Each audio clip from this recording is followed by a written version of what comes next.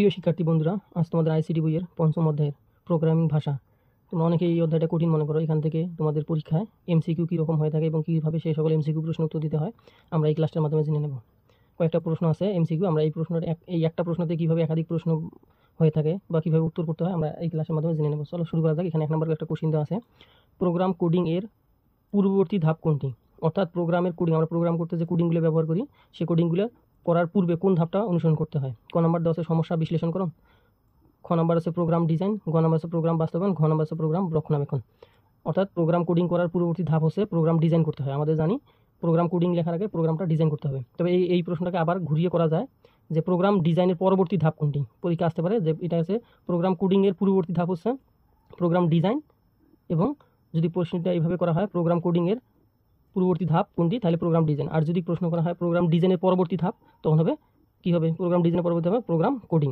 এটা আবার 2 নম্বর একটা কোশ্চেন আছে, সি ভাষায় সমজাতীয় ডেটা সংরক্ষণের জন্য কোনটি ব্যবহৃত হয়? সি ভাষায় সমজাতীয় ডেটা সংরক্ষণ, আমরা জানি সি ভাষায় অর্থাৎ সি প্রোগ্রাম ল্যাঙ্গুয়েজে কি কোন ডেটা সংরক্ষণের জন্য কোনটি ব্যবহৃত হয়? অ্যারে ব্যবহৃত হয়। অ্যারে কারণটা কি? আমরা অ্যারে বলতে কি জানি কি সমজাতীয় বা সমপ্রকৃতির ডেটা সংরক্ষণ করাকেই অ্যারে বলা হয়, যেটা হলে সি ভাষায় ব্যবহৃত করা যায়। তাহলে পরে 3 নম্বর একটা প্রশ্ন দেওয়া আছে যে ফ্লোচার্টে, এখানে একটা বৃত্ত দেওয়া আছে, ফ্লোচার্টের বৃত্ত এই প্রতীকটির অর্থ কী? অর্থাৎ হলো ফ্লোচার্ট আমরা জানি প্রোগ্রাম করতে গেলে প্রথমে লাগে ফ্লোচার্ট, তারপরে অ্যালগোরিদম, তারপরে হলো প্রোগ্রাম। তাহলে এই যে ফ্লোচার্টে এই বৃত্ত একটা ব্যবহৃত হয়, বৃত্তটার অর্থ কী বোঝায়? এই বৃত্ত দ্বারা আমরা জানি সংযোগ বোঝায়, সংযোগ। তাছাড়া আমরা জানি প্রোগ্রাম করতে গেলে আমাদের প্রথমে কী লাগে, এর প্রশ্ন আরও বিভিন্ন টাইপের হতে পারে। যে প্রোগ্রাম শুরু করাতে একটা ডিম্বাকৃতি থাকে, এটা হচ্ছে শুরু এবং শেষ, এই চিত্রটার দ্বারা বোঝানো হয়। আর একটা বোঝা হয় কি যে ইনপুট বা আউটপুট, সেটা হলো কি সামান্তরিকের মতো, এরকম সামান্তরিক এরকম থাকে। এটা হলো কি প্রক্রিয়াকরণ, আর সরি এটা হচ্ছে ইনপুট আউটপুটের জন্য ব্যবহৃত হয়। আর হলো যেটা হলো আয়তক্ষেত্র, এরকম আয়তক্ষেত্র যেটা ব্যবহৃত হয় এটা হচ্ছে কি প্রক্রিয়াকরণ, অর্থাৎ হলো প্রসেসিংয়ের কাজ করে এটা। আর আরেকটা ব্যবহৃত হয় কি ওই প্রসেসিংয়ের পর আউটপুট হিসেবে আবার কি ব্যবহৃত হয় যে শেষ, তারপর আমাদের কী করতে হয় শেষ। এই যে এটা এভাবে আমরা, তাহলে এটা হচ্ছে কি শুরু এবং শেষ, এটা হচ্ছে ইনপুট আউটপুট, এটা প্রক্রিয়াকরণ, আবার হলো শেষ। তো এইটা হলো, তাহলে আমরা এটা দেখবো। তাহলে এই বৃত্ত দ্বারা হলে কি সংযোগ বোঝায়। অনেক সময় দেখা যায় আমাদের একাধিক ইয়েস অর নো থাকে, তখন সেগুলোকে যুক্ত করার জন্য এই প্রতীকটি ব্যবহৃত হয়। এদিকে হ্যাঁ এদিকে না থাকে, সেগুলোকে সংযোগ দেওয়ার জন্য আমাদের কী ব্যবহার করা হয়? বৃত্ত ব্যবহার করা হয়, তখন এই প্রতীকটি ব্যবহার হয়, এই জন্য এটা হবে সংযোগ। তারপর 4 নম্বর একটা প্রশ্ন আছে, প্লাস প্লাস এন এর সমতুল্য মান কোনটি? অর্থাৎ হলো প্লাস প্লাস এন এর সমতুল্য মান আমরা জানি এটাকে ব্যবহার করা হয় এন প্লাস হলো 1। অর্থাৎ হলো সি ভাষায় প্লাস প্লাস এন বলতে এই প্লাস প্লাস যে কোনো যে মানটা থাকবে তার সাথে 1 যোগ করে লিখতে হয়, হয়তো প্লাস এন, এটা আছে অ্যান্সার। আবার একটা দেওয়া আছে প্রশ্ন, 5 নম্বর প্রশ্ন, 5x² + 3x + হলো 4 এর সি ভাষা এক্সপ্রেশন কোনটি? অর্থাৎ হলো এটাকে সি ভাষা কীভাবে প্রকাশ করা হয়? তাহলে আমরা জানি সি ভাষা প্রকাশ করার জন্য প্রত্যেকটা ভাষাকে এখানে কিছু মানে অপারেটর ব্যবহার হয়, যেটা হচ্ছে কি যে যোগ একটা ব্যবহৃত হয়, বিয়োগ, গুণ এখানে বলতে এরকম স্টার, আর ভাগ হলো এরকম। তাই এখানে যেহেতু এই জিনিসটাকে কীভাবে প্রকাশ করা হয়, তাহলে এটাকে আমরা প্রকাশ করার জন্য কীভাবে প্রকাশ করবো?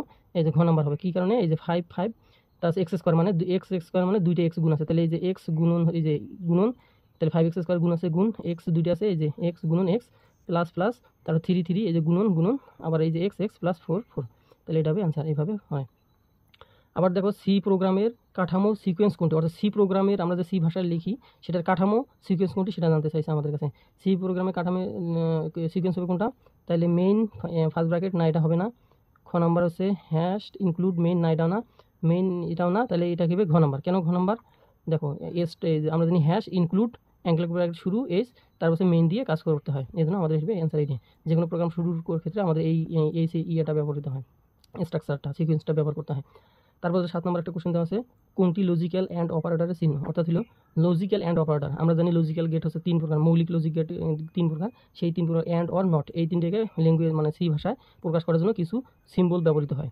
যেমন হচ্ছে অর গেটের ক্ষেত্রে এই যে এইরকম দুইটা সমান্তরালভাবে থাকে, তারপর নট গেটের ক্ষেত্রে এই যে এরকম টান দিয়ে নিচে ফোটা, এটা হলো নট গেটের ক্ষেত্রে। আর হলো অ্যান্ড গেটের ক্ষেত্রে এই যে অ্যান্ড গেটের ক্ষেত্রে অ্যান্ড এইভাবে ব্যবহৃত হবে, তাহলে অ্যান্সার হবে আমাদের যেহেতু অ্যান্ড গেট লজিক্যাল অ্যান্ড অপারেশনের জানতে, তাহলে এটা হবে আমার অ্যান্সার। আবার দেখো 8 নম্বর প্রশ্ন একটা বলছে, ফর লুপের মাধ্যমে একটা দিয়েছে, ফর লুপের i = 2, অর্থাৎ ইন্টিজার লেস দেন 10, তাহলে শর্তটা হচ্ছে ইন্টিজার লেস দেন 10, অর্থাৎ i এর মান সবসময় 10 এর চেয়ে কী হবে? ছোটো অথবা সমান হবে। এর মাধ্যমে i + 2, তাই এর মান আবার 2 ধরতে হবে, 2 করে বৃদ্ধি করে এইটা ধারাটি বের করতে বলছে আমাদের। তাহলে আমরা জানি এখানে তাহলে i 10 এর চেয়ে ছোটো এবং 10 এর সমান হলে, তাহলে 2 করে বাড়লে কী হয়? প্রথমে হলো 2, i এর মান 2, তারপরে 2 বাড়লে হলো 4, তারপর 6, 8, তারপর হবে 10, তাহলে এইটা অর্থাৎ হচ্ছে আমাদের অ্যান্সার হবে খ নাম্বার। আরেকটা হলো কি 9 নম্বর প্রশ্ন বলা আছে প্রোগ্রামের কোন ধরনের ভুলের জন্য কম্পিউটার বার্তা দেয়। এখানে দেখো প্রোগ্রামের কোন ধরনের ভুলের জন্য কম্পিউটার বার্তা দেয়, অর্থাৎ সিনট্যাক্স যদি আমরা প্রোগ্রাম করার সময় সিনট্যাক্স ভুল করি তাহলে কম্পিউটার আমাদের কি বার্তা দেবে। তাছাড়া আরও প্রশ্ন এইভাবে প্রশ্ন হতে পারে যে প্রোগ্রামের বাগ কি, প্রোগ্রামের বাগ কি, BUG বাগ, এই বাগ হচ্ছে বাগ কি, তাহলে অর্থাৎ হলো প্রোগ্রামের যদি ভুলকে আমরা সাধারণত বাগ বলি। আর ডিবাগিং কি, যদি প্রোগ্রাম পরিপূর্ণ না ডিবাগিং কি, অর্থাৎ হলো প্রোগ্রামের ভুল বের করে তার সমাধান করাকেই কম্পিউটারে কি ভাষা বলা হয় কি প্রোগ্রামিং ডিবাগিং। প্রিয় শিক্ষার্থীরা, তোমাদের ক্লাসটি কেমন লাগলো অবশ্যই কমেন্টে জানাবে, লাইক দিয়ে ভিডিওতে, এবং অন্য কোনো অধ্যায় অর্থাৎ তৃতীয় চতুর্থ অধ্যায়ের এরকম যদি প্রশ্ন চাও অবশ্যই কমেন্টে জানাবে। ভালো থেকো, সুস্থ থেকো, আল্লাহ হাফেজ।